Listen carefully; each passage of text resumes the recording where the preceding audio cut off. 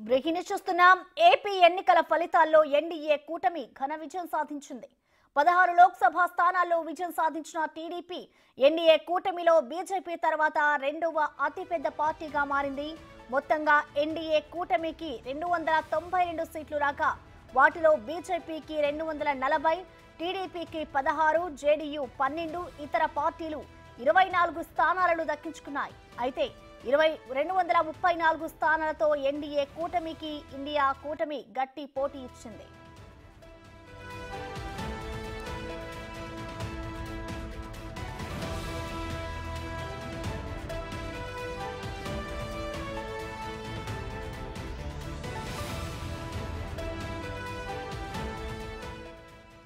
మరోవైపు ఇండియా కూటమి ఫలితాలతో మోడీ, అమిత్ షా ద్వయం ఆందోళనలో ఉన్నారు.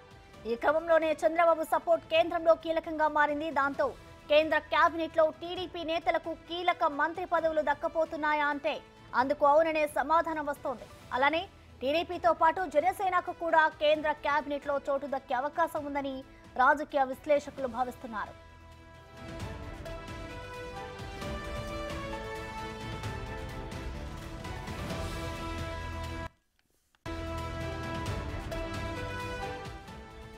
కేంద్ర సహకారంతో రాష్ట్రాన్ని అభివృద్ధి చేసుకోవడానికి ఇదే మంచి అవకాశమని అభిప్రాయాలు వ్యక్తమవుతున్నాయి.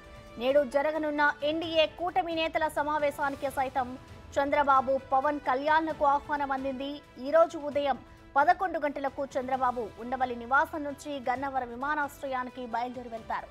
ఇక తిరిగి రాత్రి 9 గంటలకు ఉండవల్లి చేరుకుంటారు. చంద్రబాబుతో పాటు జనసేనాని పవన్ కళ్యాణ్ కూడా ఢిల్లీ వెళ్లనున్నారు. ఈ సమావేశంలో ఎన్డీఏ కూటమి పలు కీలక నిర్ణయాలు తీసుకోనుంది.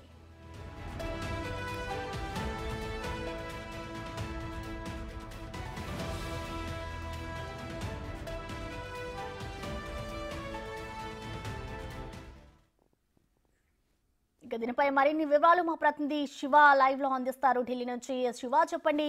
ఇటు ఏపీలో అయితే ఎన్డీఏ విజయం సాధించింది. ఇప్పుడు ఇటు కేంద్రంలో మరి టీడీపీ చక్రం తిప్పే అవకాశం ఉందనుకోవచ్చా శివ? రైట్ ప్రసన్న, డెఫినెట్గా టీడీపీ కీలకంగా అవబోతుంది ఎన్డీఏ కూటమిలో. అందులో కేంద్ర ప్రభుత్వంలో కీలక నిర్ణయాలు తీసుకునే క్రమంలో కూడా చంద్రబాబు కీలక పాత్ర పోషించబోతున్నారు. మరి ముఖ్యంగా నిన్న వెలువడిన ఏపీలో ఎన్డీఏ కూటమి ఫలితాలు భారీ మెజార్టీ దిశగా కూడా నిన్న ఫలితాలు ఏ విధంగా ట్రెండ్స్ కానీ గతంలో ఏదైతే ఎగ్జిట్ పోల్స్ కానీ దానికి వాస్తవ రూపం దాల్చుతూ నిన్న ఫలితాలు కూడా అదే విధంగా వచ్చాయి. అంటే 164 స్థానాల్లో భారీ విజయాన్ని ఏపీ ప్రజలు కూటమికి కట్టబెట్టారు. దాంట్లో కింగ్ మేకర్గా టీడీపీ ఉంది. 135 అసెంబ్లీ, 16 లోక్సభ స్థానాలతో కింగ్ మేకర్ కాబోతోంది. ఇటు కేంద్రంలో కూడా ఎన్డీఏ కూటమిలో రెండవ అతిపెద్ద పార్టీగా లోక్సభ స్థానాలు విజయం సాధించిన పార్టీగా టీడీపీ నిలిచింది. ఇక కేంద్రంలో ప్రభుత్వం ఏర్పాటు చేయాలంటే మ్యాజిక్ ఫిగర్ 272 స్థానాలు కావాల్సి ఉంది. కానీ మ్యాజిక్ ఫిగర్ అనేది బీజేపీ సాధించలేకపోయింది. 240 స్థానాలతో బీజేపీ ఉండగా మిత్రపక్షాలతో కలిపి అంటే ఇటు టీడీపీ, జేడీయూ, ఇతర మిత్రపక్ష పార్టీలతో కలిపి 292 స్థానాలతో బీజేపీ ఎన్డీఏ కూటమి ప్రభుత్వాన్ని ఏర్పాటు చేయబోతోంది. ఈ కూటమిలో ఇటు జనసేన, టీడీపీ ఇద్దరు కూడా కీలకం కాబోతున్నారు. మరి ముఖ్యంగా చంద్రబాబు రెండవ అతిపెద్ద పార్టీగా ఎన్డీఏ కూటమిలో ఉన్నారు. కీలక నిర్ణయాలు తీసుకునే క్రమంలో కానీ ఈరోజు జరగబోయే ఎన్డీఏ సమావేశంలో పాల్గొనబోతున్న నేపథ్యంలో పలు కీలక నిర్ణయాలు తీసుకోబోతున్నారు. ఇటు రాష్ట్రాన్ని అభివృద్ధి చేసుకోవడానికి ఇది ఒక మంచి అవకాశంగా ఏపీ ప్రజలు, మరోవైపు విశ్లేషకులు అందరూ కూడా భావిస్తూ ఉన్నారు. అంటే చంద్రబాబు చాతుర్యం అనేది ఇక్కడ చూపించే అవకాశం కనిపిస్తోంది. అంటే కొన్ని డిమాండ్లను పెట్టి ప్రత్యేక హోదా ఏదైతే ఉందో ప్రత్యేక హోదా కానీ, రాష్ట్రానికి రావాల్సిన నిధులు, పోలవరం ప్రాజెక్టు కానీ, ఇతర అభివృద్ధికి సంబంధించిన అనేక నిధులను కూడా కేంద్ర ప్రభుత్వం నుంచి ప్రధాని నరేంద్ర మోడీ నుంచి తీసుకొచ్చే అవకాశం చంద్రబాబుకు ఉంటుంది అనేది ప్రధానంగా మనకు తెలుస్తుంది. నిన్న కొన్ని వార్తలు ప్రచారం జరిగాయి. చంద్రబాబుకు పవన్ కళ్యాణ్కు ఫోన్ చేశారు. ఇటు చంద్రబాబుతో అమిత్ షా ప్రధాని నరేంద్ర మోడీ మాట్లాడి ఎన్డీఏ కన్వీనర్గా చంద్రబాబుకు పోస్ట్ ఇవ్వబోతున్నారు అనేది ప్రధానంగా ఒక ప్రచారం అయితే జరిగింది. దానికి సంబంధించి అధికారిక సమాచారం అయితే, అధికారిక నిర్ణయాలు అయితే ఈ రోజు తీసుకునే అవకాశం కనిపిస్తుంది. సాయంత్రం 4 గంటలకు ప్రధాని నరేంద్ర మోడీ అధ్యక్షతన ఎన్డీఏ కూటమి సమావేశం జరగబోతోంది. ఈ సమావేశంలో ఇటు కేంద్ర మంత్రులకు సంబంధించి, ప్రభుత్వ ఏర్పాటుకు సంబంధించి, ఈ ప్రభుత్వ ఏర్పాటులో ప్రభుత్వంలో చంద్రబాబు, టీడీపీ పాత్ర ఏ విధంగా ఉండబోతుంది అనే కీలక నిర్ణయాలు తీసుకునే ఛాన్స్ అయితే కనిపిస్తున్నాయి. కేంద్ర కేబినెట్లో కూడా టీడీపీ కీలకంగా వ్యవహరించబోతోంది. మంచి మంచి పోర్ట్ఫోలియోలు కూడా టీడీపీకి ఇవ్వబోతున్నారు. టీడీపీతో పాటు ఇటు జనసేనకు కూడా గెలిచిన 2 స్థానాల్లో జనసేన కూడా కేంద్ర కేబినెట్లో అవకాశం కల్పించే ఛాన్సెస్ అయితే కల్పిస్తుంది. మొత్తంగా చూసుకుంటే ఈరోజు ఉదయం 11 గంటలకు తన నివాసం నుంచి గన్నవరం ఎయిర్పోర్ట్కి వెళ్తారు. అక్కడ నుంచి 11:30కి ఢిల్లీ బయలుదేరుతారు. మధ్యాహ్నం 2 గంటలకు ఢిల్లీ ఎయిర్పోర్ట్ చేరుకుని అక్కడి నుంచి తన అధికారిక నివాసానికి వెళ్తారు. సాయంత్రం 4 గంటలకు జరగబోయే ఎన్డీఏ కూటమి సమావేశంలో పాల్గొని ప్రధాని నరేంద్ర మోడీని మరొకసారి 3వసారి ప్రధానిగా ఎన్నుకునే అవకాశం అయితే ప్రధానంగా కనిపిస్తూ ఉంది. మరోవైపు దాంట్లో కొన్ని కీలక నిర్ణయాలు తీసుకుని ఎన్డీఏ కన్వీనర్ కానీ, మరోవైపు పార్టీకి సంబంధించి ఎన్డీఏ కూటమికి సంబంధించి ప్రభుత్వ పాలనకు సంబంధించి తీసుకున్న నిర్ణయాలు కానీ, కేంద్ర కేబినెట్లో మంత్రుల భర్తలకు సంబంధించి దీనిలో టీడీపీ పాత్ర ఏ విధంగా ఉండబోతుంది, చంద్రబాబు పాత్ర ఏంటి, చంద్రబాబు నుంచి ఎటువంటి సలహాలు సూచనలు ప్రధాని నరేంద్ర మోడీ తీసుకోబోతున్నారు అనేది కూడా చూడాల్సి ఉంది.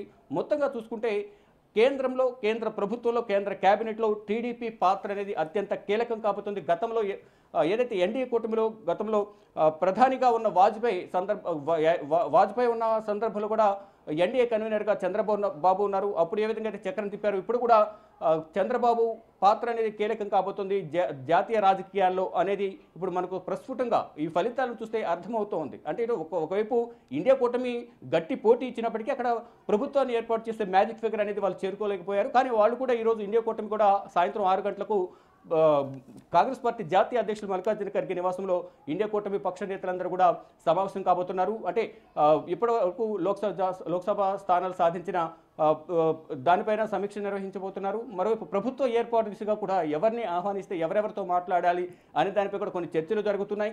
ఇటు ట్రబుల్ షూటర్గా ఉన్న కర్ణాటకలో ట్రబుల్ షూటర్గా ఉన్న డిప్యూటీ సీఎం డీకే శివకుమార్ను రంగంలోకి దించేందుకు ప్రయత్నాలు చేస్తున్నట్టు తెలుస్తుంది. ఎవరైతే ఎన్డీఏ కూటమిలో ఉన్నారో ముందు వరకు కూడా ఇండియా కూటమిలో ఉండి ఎన్డీఏ కూటమిలోకి వెళ్ళిన వారందరూ కూడా మాట్లాడుతున్నట్లుగా కూడా సమాచారం వచ్చింది. ఒకవేళ వాళ్ళు వచ్చినప్పటికీ కూడా అక్కడ మ్యాజిక్ ఫిగర్ అనేది 272 కావాల్సి ఉంటుంది. అంటే మరో 40 స్థానాలు అనేది కాంగ్రెస్కు ఇండియా కూటమికి కావాల్సి ఉంటుంది. కానీ అన్ని స్థానాలు సాధిస్తారా, అందరితో మాట్లాడి మాటలు అనేవి సత్ఫలితాలు ఇస్తాయా, చర్చలు సత్ఫలితాలు ఇస్తాయా లేదని చూడాల్సి ఉంది. కానీ ఇటు బీజేపీ మాత్రం 3వసారి మేమే ప్రభుత్వాన్ని ఏర్పాటు చేయబోతున్నాం, ఎన్డీఏ కూటమి మళ్ళీసారి 3వసారి అధికారంలోకి వస్తుంది, ప్రధానిగా నరేంద్ర మోడీ ప్రమాణ స్వీకారం చేయబోతున్నారనేది బీజేపీ నేతలు, ఎన్డీఏ కూటమి నేతలు అయితే ధీమా వ్యక్తం చేస్తున్నారు. 3వసారి మళ్ళా నరేంద్ర మోడీ ప్రధాని కాబోతున్నారంటూ కూడా వారందరూ ఆశాభావం వ్యక్తం చేస్తున్నారు. ప్రసన్న, శివ, ఇప్పుడు టీడీపీ సపోర్ట్ బీజేపీ ప్రభుత్వానికి చాలా కీలకమనే చెప్పాలి. సో దీనికి కీలకంగా మారబోతుంది అనుకోవచ్చా ఇప్పుడు టీడీపీ సపోర్ట్?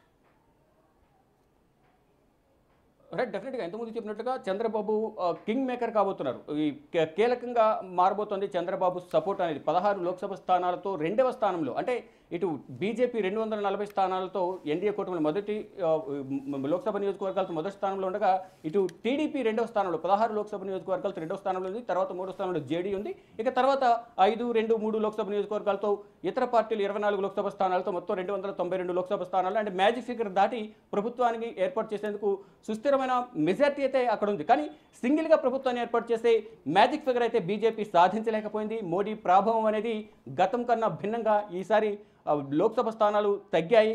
మోడీ వ్యవహరించిన తీరు కానీ, దర్యాప్తు సంస్థలను జేబు సంస్థలుగా వినియోగించుకోవడం వల్లే ఈ మోడీ ప్రభావం తగ్గిందనేది ప్రధానంగా ప్రతిపక్ష పార్టీలు, ఇండియా కూటమి నేతలు, స్వపక్షంలోనే విపక్షంగా మారిన కొంతమంది నేతలు అయితే మోడీపై ఆగ్రహం వ్యక్తం చేస్తున్న పరిస్థితి కనిపిస్తుంది. మరీ ముఖ్యంగా అయోధ్య లోక్సభ స్థానం కూడా నిన్న ఓటమి పాలైన పరిస్థితి అక్కడ కనిపిస్తోంది. బీజేపీ ఘోర పరాజయం చవిచూస్తుంది. ఇటు సమాజ్వాదీ పార్టీకి సంబంధించిన నేత విద్వేష్ ప్రసాద్ 56,000 పైగా ఓట్ల మెజార్టీతో అక్కడ అయోధ్య రామ మందిర నిర్మాణం చేపట్టినప్పటికీ ప్రధాని నరేంద్ర మోడీ అదే అస్త్రంగా లోక్సభ ఎన్నికలకు వెళ్లారు. కానీ అక్కడ ఏది పనిచేయలేకపోయింది. అంటే ఇక్కడ ఒకవైపు దేశవ్యాప్తంగా మోడీ ప్రభావం తగ్గింది. లోక్సభ నియోజకవర్గాలకు సంబంధించి, అంటే రాముడికి సంబంధించి హిందుత్వాన్ని అస్త్రంగా వాడుకుని ప్రతి లోక్సభ నియోజకవర్గంలో కూడా ప్రధాని నరేంద్ర మోడీ కానీ, ఎన్డీఏ కూటమి నేతలు, మరోవైపు ప్రధాని నరేంద్ర మోడీ, బీజేపీ నేతలందరూ కూడా ఇదొక అస్త్రంగా వాడుకుని జై శ్రీరామ్ అనే నినాదంతో ఎన్నికలకు వెళ్లారు. కానీ అక్కడ ఎక్కడ కూడా ఈ జై శ్రీరామ్ నినాదం అనేది కానీ, అయోధ్య రామ మందిర నిర్మాణం అనేది ఎక్కడ కూడా ఆ అస్త్రం అనేది పనిచేయలేదనేది ఈ ఎన్నికల ఫలితాలను బట్టి మనకు అర్థమవుతోంది. అంటే ఈవెన్ అక్కడ ఏదైతే రామ మందిర నిర్మాణం చేపట్టారో జనవరి 22వ తేదీన అత్యంత ప్రతిష్టాత్మకంగా 500 సంవత్సరాల హిందువుల కళ నెరవేర్చిన ప్రధాని నరేంద్ర మోడీ అక్కడ విజయం సాధించలేకపోయిన పరిస్థితి. సొంత పార్టీ నేతలు అక్కడ విజయం సాధించలేకపోయారు. అంటే అయోధ్య రామ మందిరాన్ని ఏదైతే నిర్మించారో అత్యంత ప్రతిష్టాత్మకంగా తీసుకుని దాని ఒక అస్త్రంగా తీసుకుని ఎన్నికల్లోకి వెళ్లారు. కానీ అక్కడే అయోధ్య రామ మందిర నిర్మాణం, అయోధ్య ఏదైతే ఉందో ఆ మందిరం ఏదైతే ఉందో అదే లోక్సభ నియోజకవర్గంలో పరాజయం పాలవడంతో ఒకంత ఆందోళన వ్యక్తం చేస్తున్న పరిస్థితి కనిపిస్తోంది. దీనికి సంకేతాలుగా అంటే మోడీ ప్రాభవం ఎంత మేర తగ్గింది అని చెప్పుకోవడానికి ఇది ఒక సంకేతం అంటూ కూడా ప్రతిపక్ష పార్టీలు ప్రధాని నరేంద్ర మోడీపై విమర్శలు చేస్తున్న సిచ్యువేషన్ అయితే ప్రజెంట్ ఉంది. మరోవైపు ఇటు అమేథీ, రాయ్బరేలీ మొదటి నుంచి కూడా గాంధీ కుటుంబానికి పెట్టని కోటగా ఉంది. అక్కడ స్మృతి ఇరానీ గతంలో 2019లో రాహుల్ గాంధీపై విజయం సాధించిన స్మృతి ఇరానీ కేంద్ర మంత్రి ఈసారి గాంధీ కుటుంబానికి అత్యంత విశ్వాసపాత్రుడైన కేఎల్ రాహుల్ శర్మ అక్కడ ఘన విజయం సాధించారు. అక్కడ ఆ ప్రచార కార్యక్రమాల్లో వారి కుటుంబం ఏ విధంగా కష్టపడి పనిచేసింది, వారి కుటుంబానికి అమేథీకి రాయ్బరేలీకి ఉన్న సంబంధం ఏంటి అనే స్పీచెస్తోనే ప్రియాంక గాంధీ చేసిన స్పీచ్లతోనే అక్కడ ప్రధానంగా అందరూ గాంధీ కుటుంబానికి విధేయులుగా ఉండి వారందరూ కూడా అక్కడ శర్మను కిషోర్ లాల్ శర్మను గెలిపించారు అనేది ప్రధానంగా అందరూ విశ్లేషిస్తూ ఉన్నారు. ప్రసన్న, ఇటు గతంలో చూసుకుంటే కేంద్ర కేబినెట్ లో అశోక్ గజపతి రాజుకి ఇచ్చారు ఛాన్స్, మరి ఇప్పుడు ఈ ఎన్నికల తర్వాత ఎవరికి వచ్చే అవకాశం ఉందనుకోవచ్చువా? రైట్, డెఫినెట్గా గతంలో తక్కువ స్థానాలు ఉన్నప్పటికీ కూడా అశోక్ గజపతి రాజుకు ఏవియేషన్ మినిస్ట్రీ ఇచ్చారు. కానీ ఈసారి అత్యధిక లోక్సభ స్థానాలు సాధించారు. ఇటు బీజేపీ, జనసేన, టీడీపీ మొత్తం 3 పార్టీలు, కూటమి పార్టీలు కలిపి 21 స్థానాలు సాధించాయి. 25 స్థానాల్లో 4 మాత్రమే వైసీపీ విజయం సాధించింది. అది 16 స్థానాలు, దాదాపు 4 నుంచి 5 పోర్ట్ఫోలియోలు డెఫినెట్గా వచ్చే అవకాశం ఉంది అనేది వీరైతే ధీమా వ్యక్తం చేస్తున్నారు. అంటే అక్కడ కేంద్ర ప్రభుత్వంలో కీలకంగా కీ రోల్ పోషించబోతున్నారు చంద్రబాబు అని వార్తలు వస్తున్న నేపథ్యంలో ఇటు పోర్ట్ఫోలియోలు కూడా ఇటు అంటే ఎంఓఎస్లో సహాయ మంత్రులు కానీ కేంద్ర కేబినెట్లో కూడా కీలక బెర్తులు వారికి ఇచ్చే పోర్ట్ఫోలియోలు ఇచ్చే అవకాశం కూడా కనిపిస్తూ ఉంది. ఈ పోర్ట్ఫోలియోల ద్వారా రాష్ట్రానికి ఆర్థికంగా నిధులు తీసుకురావడంలో కానీ, రాష్ట్రాన్ని అభివృద్ధి చేసుకోవడంలో కానీ, ప్రత్యేక హోదా కానీ, పోలవరం ప్రాజెక్టు పూర్తి చేయడం కానీ, రాజధాని అమరావతిని పూర్తి చేయడం కానీ, మొత్తం రాష్ట్రాన్ని అభివృద్ధి పదంలో ముందుకు తీసుకువెళ్లడంలో కానీ కీలక పాత్ర పోషించేందుకు ఇటు చంద్రబాబు అంటే కాబోయే ముఖ్యమంత్రి చంద్రబాబు నాయుడు కీలక పాత్ర పోషించబోతున్నారనేది కూడా కొన్ని విశ్లేషణలు అయితే జరుగుతున్నాయి. ఇదొక అస్త్రంగా ఇప్పుడు ఏదైతే సపోర్ట్ చేయబోతున్నారో కేంద్రానికి, కేంద్ర ప్రభుత్వం అధికారంలోకి రావాలంటే ఇటు చంద్రబాబు కూడా కీలకంగా అంటే ప్రధాని కావాలంటే ప్రధానిగా నరేంద్ర మోడీ 3వ ప్రమాణ స్వీకారం చేయాలంటే ఇక్కడ చంద్రబాబు సపోర్ట్ కూడా కీలకం కాబోతుంది అనేది రాజకీయ విశ్లేషకులు కానీ ఇతర విశ్లేషణలు జరుగుతూ ఉన్నాయి. దానిలో భాగంగా కేబినెట్లో పోర్ట్ఫోలియోని కీలక పోర్ట్ఫోలియోలు కూడా టీడీపీకి కేటాయించే అవకాశం కనిపిస్తుంది. దానితో రాష్ట్రాన్ని అభివృద్ధి చేసుకునేందుకు ఇదొక మంచి అవకాశంగా వినియోగించుకోవాలనేది ఏపీ ప్రజలు కానీ ఇతర రాష్ట్రాలకు సంబంధించిన ప్రజలందరూ కూడా చంద్రబాబుపై దృష్టి అంటే మొత్తం అంటే ఇప్పటి వరకు కూడా